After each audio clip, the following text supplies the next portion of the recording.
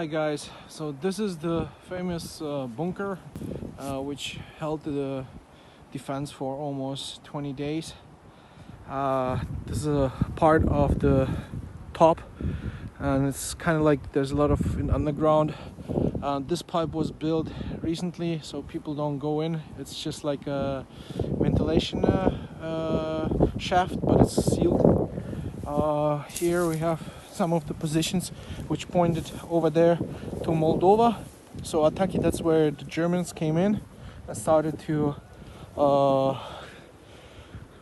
fight towards the Soviet border.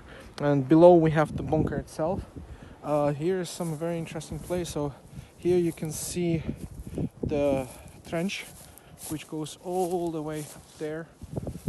Basically that's an old building. It's not Second World War, it's after Soviet things. And yeah, this is the entire area. I found even barbed wire, still old barbed wire. And yeah, my today's find were several bullets, casings, not bullets, well, one bullet actually.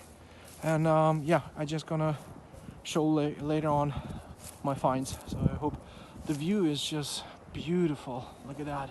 And right there is Dniester, and over there is Moldova, so it's the border right there.